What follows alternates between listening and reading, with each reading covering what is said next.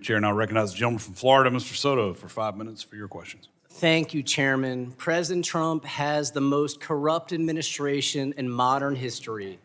$2 billion cryptocurrency scandal, pay-to-play pardons, pardoning January 6 insurrectionists, an Epstein pedophile cover-up, White House ballrooms that are lavish, and the Trump family getting rich off of official U.S. foreign policy in the Middle East, Southeast Asia, and beyond. And when the national media like CBS, ABC, and NBC cover these egregious scandals or use satire, FCC Chairman Brendan Carr tried to crush them using his power as FCC Chairman. CBS covers the cryptocurrency corruption, pardon of the Binance founder. Then CBS is forced to install a bias monitor 2 days after the merger approval, under pressure from Carr and Trump, along with an extortion payment of $16 million. ABC's Jimmy Kimmel uses satire to criticize Trump. Carr threatens their license.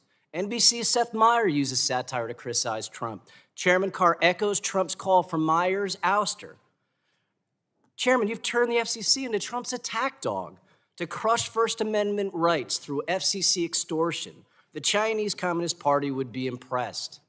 There was a time when you passionately defended First Amendment rights. In fact, you and I tangoed over COVID and issues related to that. So how do you justify using the FCC to censor news and satire of Trump's rampant corruption?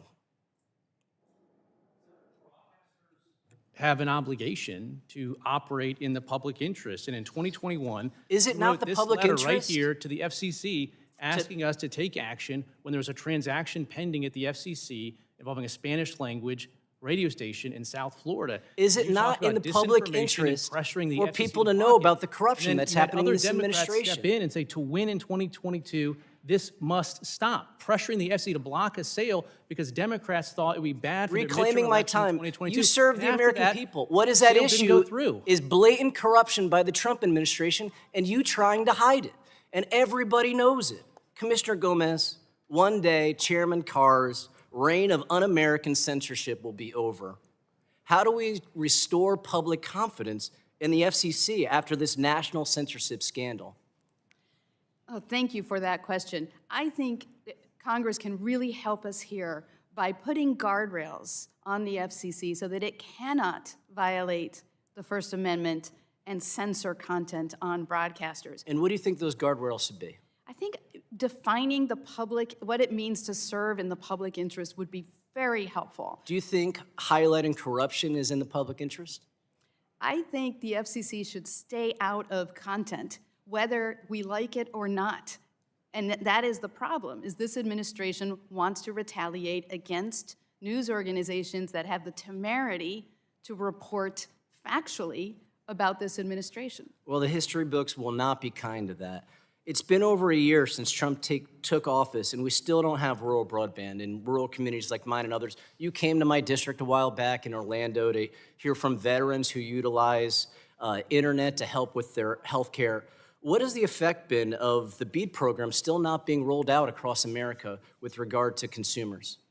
Yes, it is so important for us to be able to participate in this economy today, the digital economy, to have access to affordable broadband. And the communities that don't have that are getting further and further left behind. And as you know, when we came, we were talking about the Affordable Connectivity Program and how important that was to veterans to be able to make their meetings and their health care appointments without having to, in fact, travel. It saved them days of painful travel. So we need to focus on this issue so that every American can have access to affordable and accessible broadband, especially if we want to be world leaders in artificial intelligence.